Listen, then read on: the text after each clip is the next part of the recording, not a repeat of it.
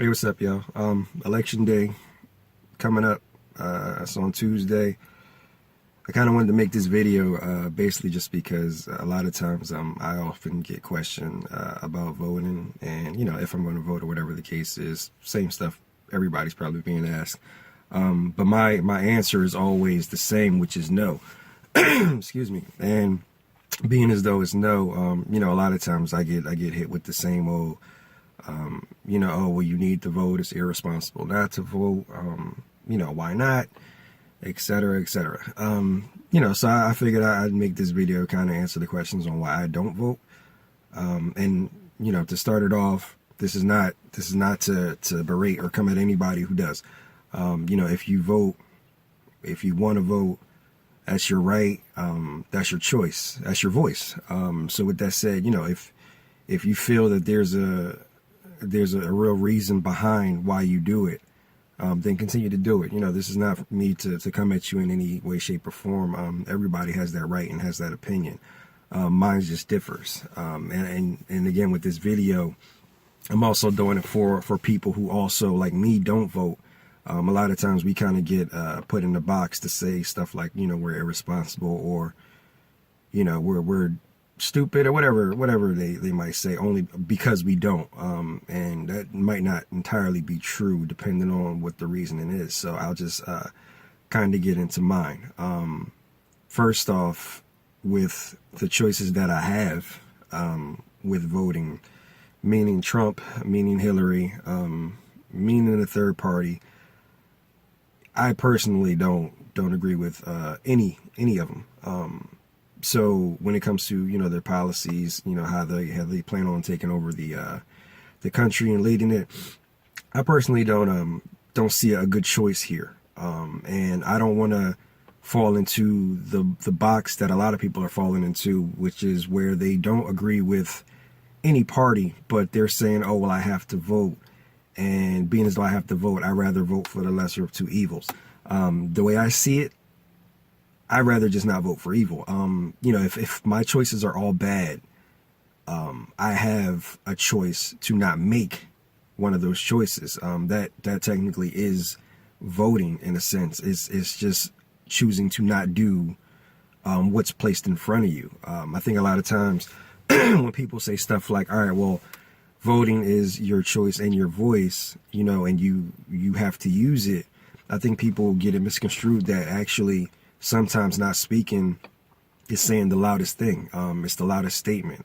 Even if you want to, I guess, parallel it to Colin Kaepernick and his situations, with silent protests and not standing and everything else. Sometimes not saying anything is the biggest statement. In this case, I kind of choose that side of it with voting. Again, with what's going on in the world, I kind of look for certain things in leadership, especially when it comes to being a president. And when it comes to, again, the candidates that we have, certain key points aren't really being touched on with me.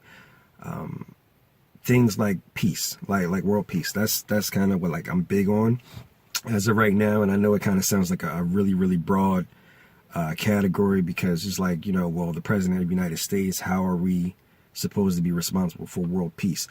But at the same time, in this country, the United States is worried about pretty much everybody on earth anyway. I mean, we're basically so, I guess, spread out across the world and in other people's affairs, other countries' affairs anyway. I think that's a valid point, in the sense that, a lot of times when things like peace are spoken on, the first thing we talk about is security. And the first thing they talk about was security and security for the country. It tends to go back to some sort of, some grouping of a terrorist group, whether it be ISIS, Al-Qaeda, whatever the case is. It tends to be grouped in within them. And then there's a policy behind it saying, oh, we're going to go over to wherever and we're going to stop so-and-so, we're going to stop these people from attacking us and da-da-da-da-da. But at the same time, if I ask you, okay, well, how do you plan on stopping what's going on, in the world when it comes to being a more peaceful place? And you tell me, all right, well, I'm going to go abroad and harm or not harm, but I'm going to go abroad and I'm going to find these terrorists and stop them from harming the world, the first thing I look at you and say, okay, well, how about internalize first? You can't clean up your street if your home is dirty. And with that said, our country has a lot of its own problems. Call it homeland security, call it whatever you want. But our country has too many problems when it comes to, just violence and everything else for us to just be so focused on what's abroad. A lot of times it can fall back down to whether it's, police brutality or any variation of a lot of the so-called terrorists out there that they want to, I guess, put on Al-Qaeda and everything else. A lot of them are actually in the government.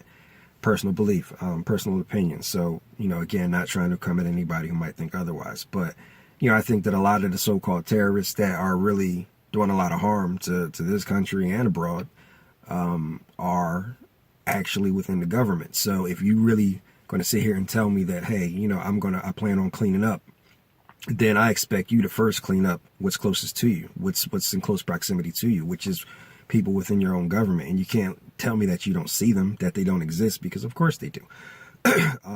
So things like that, I really look for a leader to speak on truthfully, and it doesn't really seem like, either party is really doing that. I think, excuse me, all in all, when it comes to voting, I think it's kind of used as a tool in the sense of making you believe that you have more of a choice than you actually do. Especially within this country, if you look at, I don't really want to bring him into it, but I have to. If you look at President Obama, and you say, okay, well, we now have a black president, and then we've had one for 2 terms. And before I start speaking on him, let me just say that I'm actually a fan of him. Not so much his presidency, but as the person that I see. He seems, very down to earth, very approachable, and to be in what, they call the highest office in the land, or in the world for that matter, for him to still have his feet on the ground in a sense, is admirable. And that goes to his whole family. I think his whole family, they carry themselves, fairly well, even, with everything that's coming out about his daughter, whatever. She's a teenager, but I think they hold themselves, very well, especially to be in the public's eye and be in the office that he's in. So this is not trying to come at President or Barack Obama as opposed to President Obama. But, when it comes to President Obama, as soon as we got him as a president, the first thing I did was I just went to Facebook and I just made a stat and I said, okay, well, now that we have a black president, we're now going to get a chance to see just how, racist the country still is. And I knew why I said that. And, it wasn't to like flare up anything, but what I believed was, now the fact that we have someone black, and I know that he's black and white, but now that we have someone who is looked at upon as a black person in the highest office, what's going to happen is we're going to start seeing things that shows us that it doesn't matter as much as we like to believe. And if you look, within his terms, especially his last term, we've been showed more than not why we still don't matter as much as we like to believe. And this is going to specifically the police brutality situation, whether it be, through any media outlet, we're seeing black people killed at such a high rate by police and, other people who might not be black. And, and they're all getting off, and they're all, after they do whatever they do, they're not going to jail. They're not being, held accountable for, whatever they do when it comes to black people. So, it's almost to say, okay, yeah, we have this black president, and yeah, he is doing, good things for the country. But at the same time, now that we have that one that's really high up, that one black person that's really high up, we're now being shown that the rest of us, it's almost like someone is forcing us to look at the fact that, well, we don't matter as much as we thought we do. We have this high person, but down on the ground, they're murdering us at a crazy rate. And that's not to speak on, black and black crime and everything else that also needs to be addressed. But just in the sense of the public eye, what we're being exposed to, I think it's crazy. You know, and I would think that, you know, when we have someone like a black president in office, these things would be addressed. And, you know, of course, you know, speaking on him is one thing. But as a president, you know, I would hope that there's some type of law or something coming in the works to where these things are addressed on such a level to where people are compelled not to do them again. You know, and I didn't see that even with President Obama. You know, a lot of times, you know, when you look at President Obama and you look at the people who voted for him and people who think highly of him as a president, they kind of look at him with a biased eye, whether they be black or white. And, you know, and for the black people, what they'll do is they'll hold him in a high regard as president. And they'll say stuff like, oh, yeah, well, you know, he did this, he did that. You know, he went and he found bin Laden, he killed him, and he did all these great things. And then you ask them, okay, well, what else did he do? Like look at the whole picture. You know, if you tell me that I should vote, you know, then you better be someone who's avid, like an avid political person, in the sense that, excuse me, I'm getting over a cold. But you look at all politics and you focused on them all the time, not just when a highlight comes up on the screen saying, you know, president did this.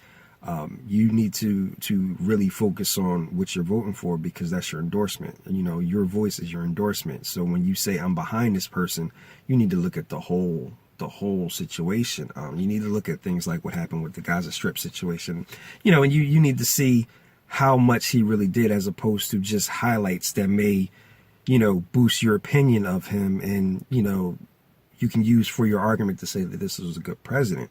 You know, I don't really see that in people. A lot of times you ask them things and they give you the same 5-6 highlights, you know, with President Obama and Clinton, and, you know, go farther back.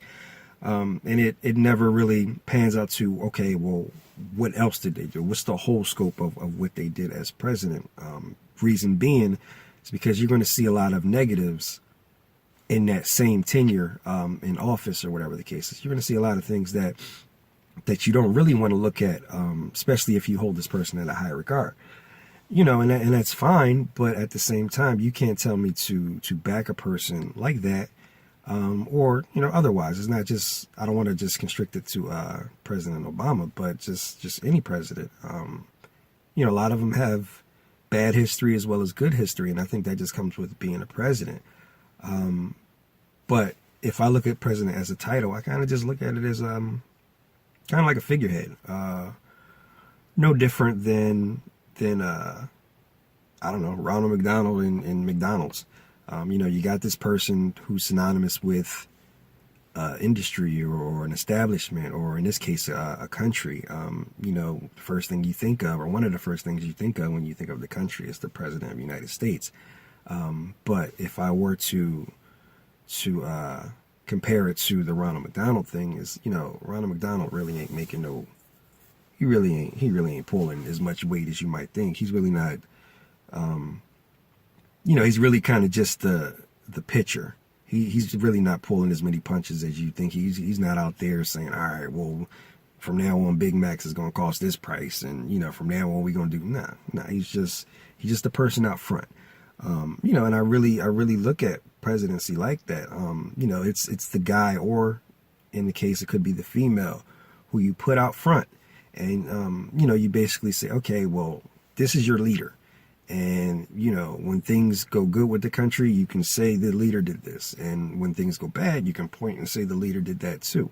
But at the same time, things are working behind the scenes that, you know, we don't see, or we choose not to see, or whatever the case is. And, you know, basically being as though we have that figurehead, that's the only person we can point at and blame, as opposed to being able to blame who really may be pushing the buttons. And, you know, you can call it whatever you want. You can call it, you know, some people like to think of Illuminati, whatever the case is. I really don't care to put a name on them. But whoever may be pushing the buttons, because I really do feel that there is someone behind it who's really, really making choices and really, you know, deciding what goes on in this country. Because, you know, again, with the president that we had, which, you know, as a man, he seems, you know, super dope. We still were shown things that, even having a president who looked like me and looked like other black people, we still were shown how much this country looks at us and how we're viewed. You know, and it might be a small scope of people who view us like this, but they're still there, and we're being shown on the media how we still, you know, aren't perceived as well as we like to think that, you know, we should be at this point in time at 2016 going on to 2017. You know, so I think it's important for people to kind of look at the whole aspect of voting as opposed to just saying, all right, well, you know, lesser of two evils, or I'm going to vote because this is a female, or I'm going to vote because he's black, or whatever the case is.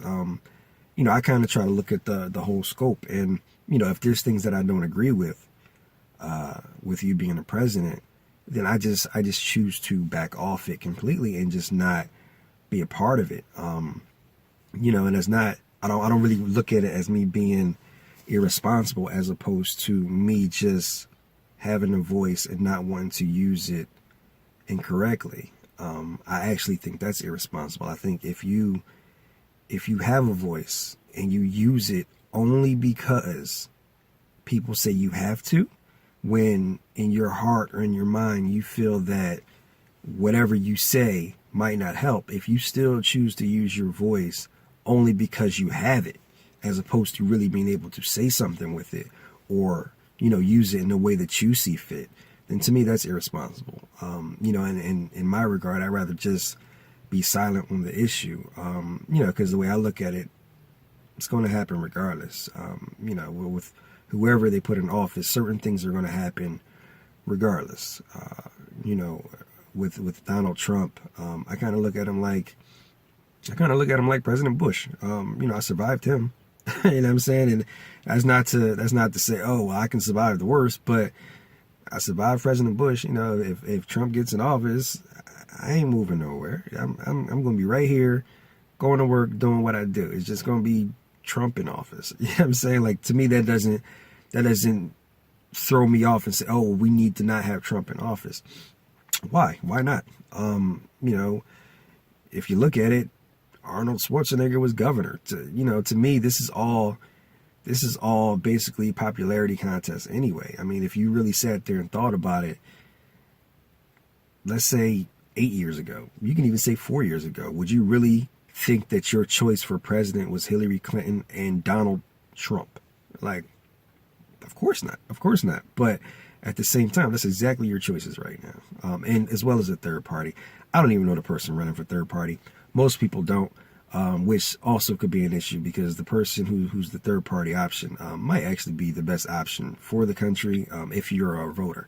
But at the same time, most people are going to see those two options and say, all right, well, lesser of two evils. I have Hillary Clinton. I have Donald Trump, which to me is bananas, especially when Donald Trump is doing everything in his power to not become president. You know, I don't know if y'all see it how I see it, but the guy is literally, he's almost like waving signs saying, yo, don't pick me. And yet he still has a huge following and he still might get picked. Which is crazy to me too. I mean, the guy is saying all types of stuff about grabbing women inappropriately, you know, racist comments here and there, everything that it's almost like he sits down one day and says, all right, well, what can I say next to really show them that, look, man, I'm not the guy. But at the same time, it's all kind of just being kicked to the side and he's still in the running, and more so in the running, he actually might win. You know what I mean? So I really think that, you know, it's all popularity anyway. You know, and don't be surprised that after this situation, after we get either Hillary, which more than likely will be president, I'll speak on that in a second. You know, after we get our president coming up, you know, don't be surprised if our next options are even more, trying to use the right word, even more dynamic. You know, all right, now we had our black president. You know, we're going to have our female president, possibly our celebrity president. Don't be surprised if our next president is openly gay. And that's not to come at the gay community in any way, shape, or form. I'm just speaking on the different options and things that are going to be thrown our way. Don't be surprised if our next president is a transgender. You know, it sounds far-fetched. It sounds crazy. But at the same time, 8 years ago, what we have now sounds crazy. You know, 20 something years ago, Barack Obama sounded crazy. So don't be surprised if, our next couple of elections or whatever the case is, those are our options.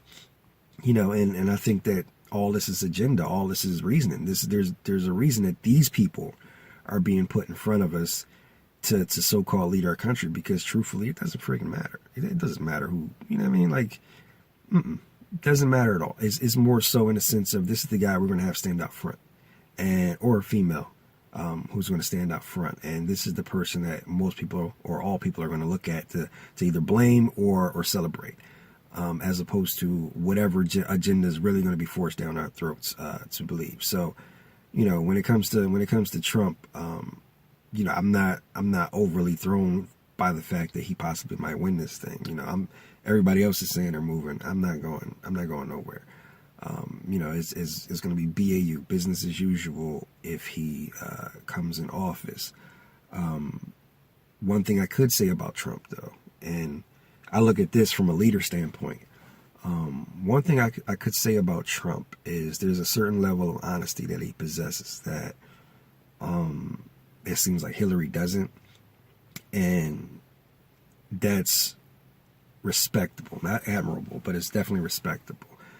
I can respect a guy who, and this could be female too, I'm just speaking in general.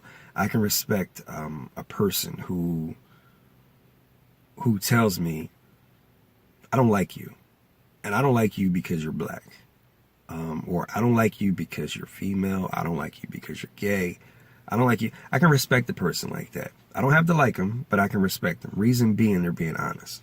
They're giving me their honest opinion. They're giving me their honest feelings.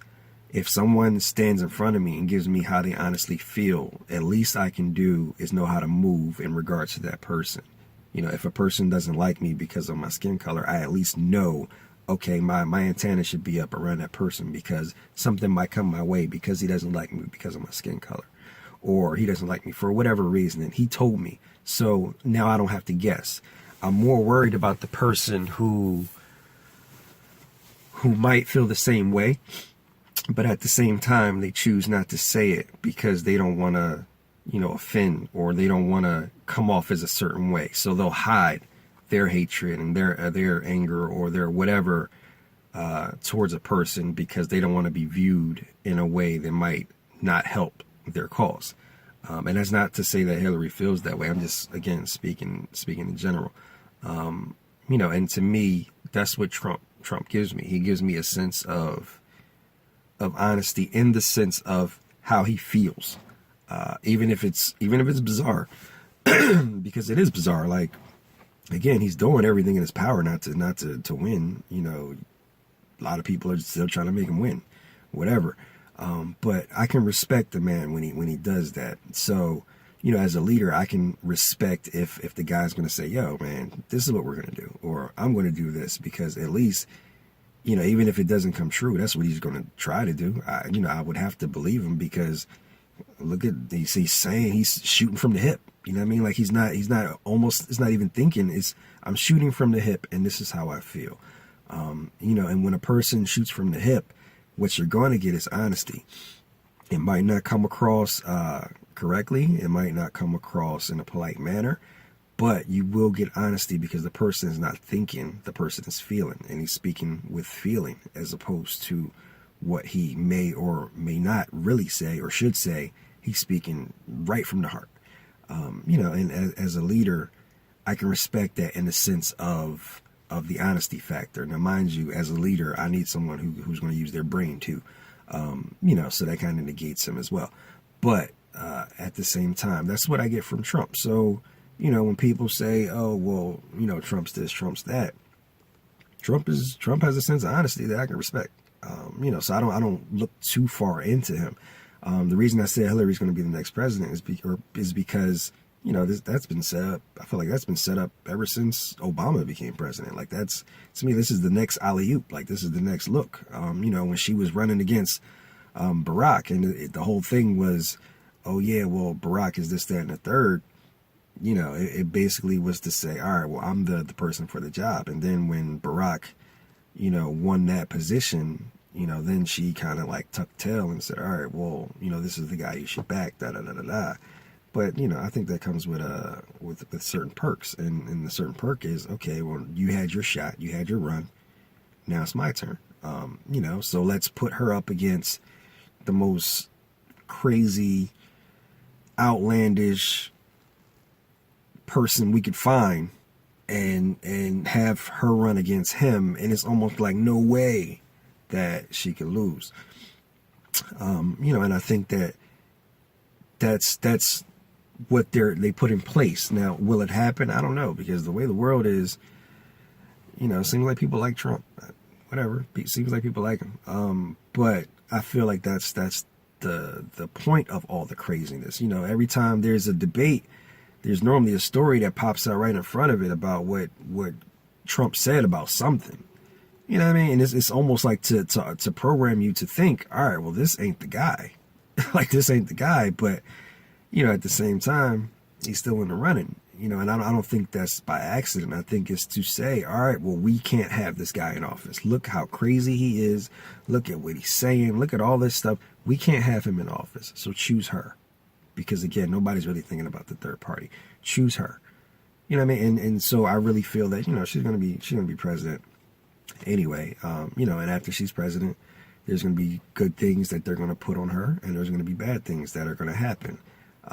That we all can collectively blame her for, even if she doesn't really have, control over certain things that are going to happen or are going to come our way.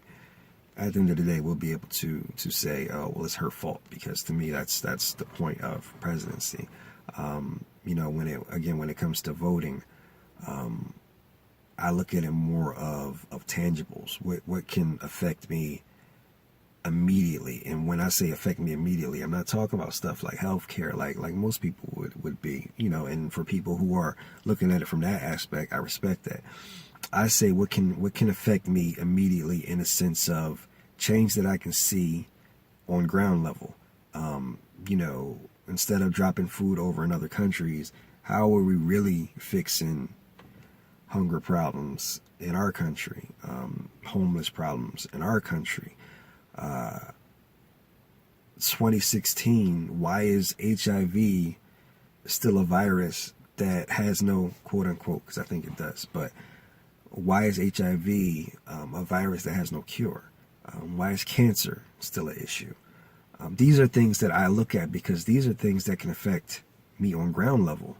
And I really don't understand why certain things are still factors when we are, quote unquote, the greatest nation in all of the world. We are the superpower of the world, and everybody looks to us, and yada yada yada yada yada. Yet there's things that we still can't fix. I would love for a president to say, all right, well, I'm gonna get in office and I'm gonna aim to cure so and so. I would look at that person and say, okay, cool. Maybe I'll rock with you, because at least you're trying to do something that I can feel if you were to get it done. Cancer affects all of us in one way, shape, or form. You may not have cancer. Somebody in your family does. HIV is something that's been around for a long time, and though you may not have it, you may know somebody who does, or whatever the case is, but it's more possible to affect you ground level. And I don't see anybody speaking on policy on that. Like, nobody's trying to change that crap and say, all right, well, we got a cure, or whatever the case is. And, never mind the fact that that's all population control. But at the same time, these are things that I would like to see, changed. Police brutality. There has to be some plan towards it. It can't just keep going the way it's going. And I don't really hear nobody really speaking on that. I mean, it's one thing to be reactive towards things that happen and say, oh, well, this guy killed this unarmed black person, or whatever the case is, or unarmed white person. And the cop went scot-free and it sucks and da-da-da-da. It's a whole nother thing to say, okay, well, next time cop does this and we find that he or she was in the wrong, this is going to happen soon. I would respect that more, because now you're telling me that you got a plan in place to fix the issue, as opposed to speak on the issue when the issue already happened. I'm not seeing this from any of our candidates, and maybe I'm wrong. And if I am, please somebody show me where they're speaking on these things as opposed to, the typical what I'm going to do when I get in office speeches that we've been hearing for years. I don't. You can't move me like that. And again, for the people who are voting, good for y'all. But you can't move me like that. I need things that are tangible, that I can see on ground level. What's really going to happen is the world is going to keep spinning. We're going to have a new president. Rich people are going to remain rich. Poor people are going to remain poor. And the world will keep spinning. That's what's going to happen when we have our new president, because that's been happening ever since presidents began. Like ever since there was a such thing as a president. That's how it's been. That's how it's going to stay. You're not going to see anything change in that regard. You're still going to see homeless people. You're still going to see all types of people who are dying because they don't have enough food, dying because they're dying from sickness, things that we should be able to fix. I mean, we can reach the moon, but we can't cure cancer. Things that should be changed at 2016 going on 2017 that aren't being addressed. Forget change. They're not even being addressed most of the time.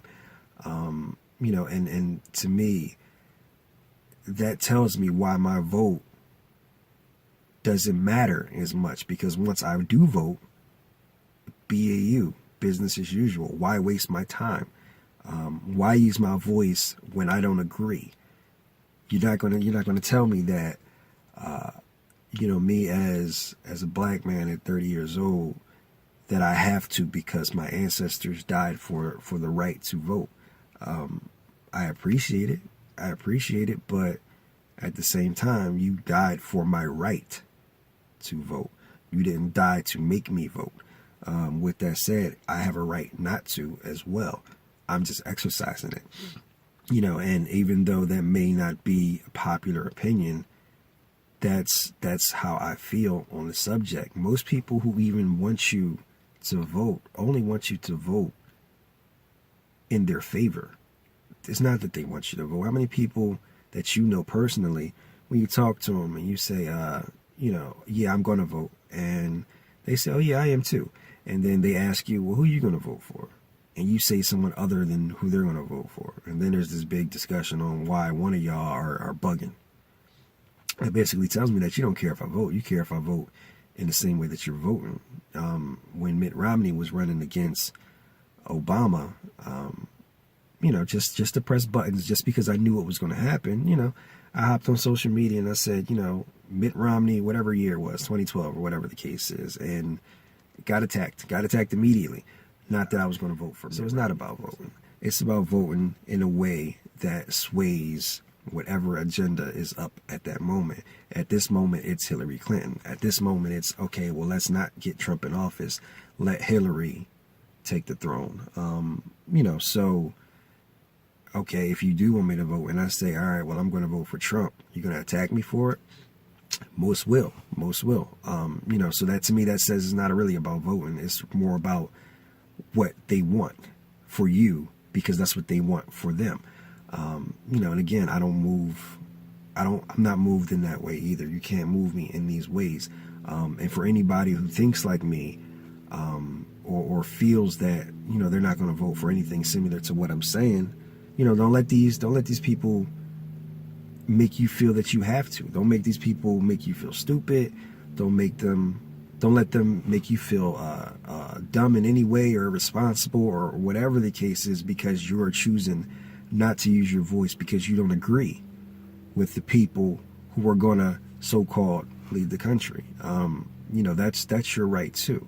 And especially if you really have reasoning behind it, especially if it's not just you're not feeling like waking up that day and going down to the polls or whatever the case is. Maybe that's irresponsible. Maybe if you're not standing behind something and not standing for something and then you don't vote, then maybe that's irresponsible as a person. But if you really feel something in your heart, in your mind that this country ain't right, and the fact that you're going to vote isn't necessarily going to change that, or whatever the case is, whatever you stand by, if it's valid to you, because you're the only one that matters, then don't vote. And don't let these people move you to do such. Because I don't plan on it. I don't care who tells me. I don't care if my mother tells me. I don't care if any celebrity that I may like as a fan is going to tell me. No, don't do that. If you do that, then you're conforming to the way of this world and the way that they want you to move. And if you haven't done it this long and you've lived and it's been business as usual, and the person down the street has voted this long and they lived and it's business as usual, who's right and who's wrong? Who's right and who's wrong? Who are they to tell you that you're wrong because you didn't vote, because they did vote? There's no valid reasoning behind it. I mean, they're going to say, oh, well, you should vote because of X, Y, Z. And you can look them in the eyes and say, well, I'm not going to vote because of X, Y, Z. That's your right. So don't let them take that from you, as opposed to people saying, oh, if you don't vote, they're going to take the right from you. No, you're already invoking your right. You're already using it. You're just using it not to do what the rest of the people in the world are doing. So, I just kind of wanted to speak on that. I know I've been talking for a long time, but I kind of really just wanted to speak on that because I get the question a lot, and it's why I don't vote. And then it's, a bunch of insults, and then it's, oh, well, when you grow up, you'll think about things differently. And I'm 30 years old. I'm saying, like, I'm not young, and I've been getting these type of comments ever since I was younger, but no, it's not going to change because, again, none of these presidents can bring forth what I'm looking for. So, just stick to your guns. Again, this video is more so for people who do not vote as opposed to the ones who do. But stick to your guns and believe what you choose to believe. Look at it from the whole aspect as opposed to highlights in these people's careers as president. Look at it from the whole aspect. Give me the good and the bad. And then you weigh it yourself and you say, okay, well, this person is worth voting for or this person isn't worth voting for. But make sure you do that. Don't let anybody sway your opinion on anything you do in regards to so-called choosing a leader to this so-called great nation. So, again, that's just my thoughts on it, not to berate anybody. So, with that said, if you're going to go vote, it's Tuesday. I heard the polls open at least in Philly, open at 7. They close at 8. You want to get in line before 8 at night. If you are in line at 8, before 8 at night, then your vote will count. If not, then you have something else you got to do, whatever the case is. But, go out there and do what you feel you need to do. And I'll do the same. And again, we'll have Hillary, for the next couple of years or so. So, just my views on it, not to kill anybody. So thanks for listening.